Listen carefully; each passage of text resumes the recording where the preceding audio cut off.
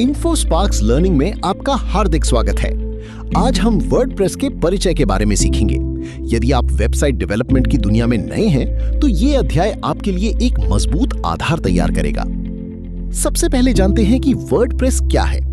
WordPress एक लोकप्रिय content management system यानी CMS है, जिसकी सहायता से हम बिना अधिक कोडिंग ज्ञान के वेबसाइट बना और प्रबंधित कर सकते हैं। आज दुनिया की लाखों वेबसाइट ही वर्डप्रेस पर आधारित है। इसका उपयोग blog, business website, e-commerce store, portfolio और कई अन्य प्रकार की वेबसाइटों के लिए किया जाता है। अब बात करते हैं wordpress.com और wordpress.org की। wordpress.com एक होस्टेड प्लेटफॉर्म है, जहां होस्टिंग और तकनीकी प्रबंधन पहले से उपलब्ध होता है। ये शुरुआती उपयोगकर्ताओं के लिए सुविधाजनक है। वहीं wordpress.org एक सेल्फ होस्टेड प्लेटफॉर्म है, जहां आपको अपनी होस्टिंग और डोमेन का उपयोग करना होता है। इसके बदले आपको वेबसाइट पर पूर्ण नियंत्रण और अधिक कस्टमाइजेशन की सुविधा मिलती है। अब समझते हैं वर्डप्रेस आर्किटेक्चर को। वर्डप्रेस मुख्य रूप से web server, database, themes, plugins और वर्डप्रेस कोर फाइल से मिलकर बना होता है। जब कोई उपयोगकर्ता वेबसाइट खोलता है, तो उसकी रिक्वेस्ट वेब सर्वर तक पहुंचती है।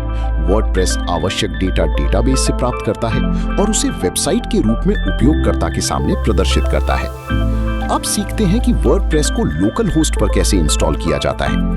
लोकल कंप्यूटर पर वर्डप्रेस चलाने के लिए हम XAMPP, WAMP या लोकल WP जैसे लोकल सर्वर का उपयोग करते हैं।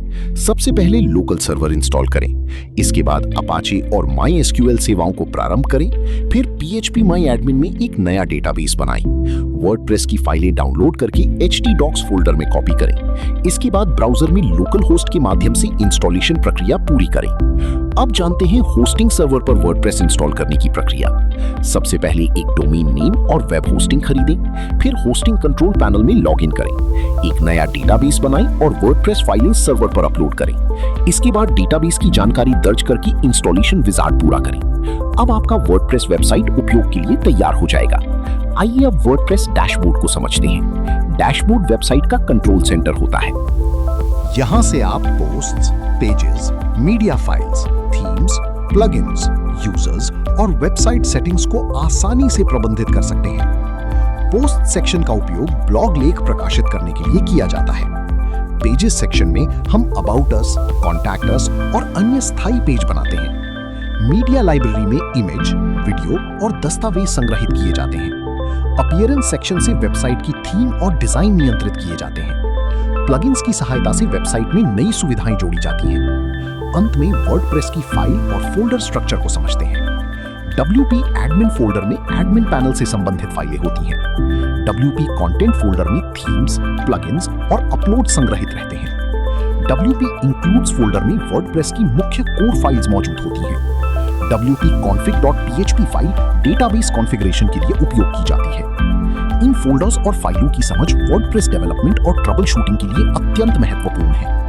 तो दोस्तों, आज हमने वर्डप्रेस का परिचय, wordpress.com और wordpress.org का अंतर, WordPress architecture, installation process, dashboard overview तथा फाइल स्ट्रक्चर के बारे में सीखा। अगले अध्याय में हम वर्डप्रेस थीम्स और प्लगइन्स के बारे में विस्तार से चर्चा करेंगे। वीडियो देखने के लिए आपका धन्यवाद। यदि आपको ये जानकारी उपयोगी लगी हो, तो वीडियो को लाइक करें, अपने मित्रों के साथ साझा करें और हमारे चैनल को सब्सक्राइब करना ना भूलें। धन्यवाद।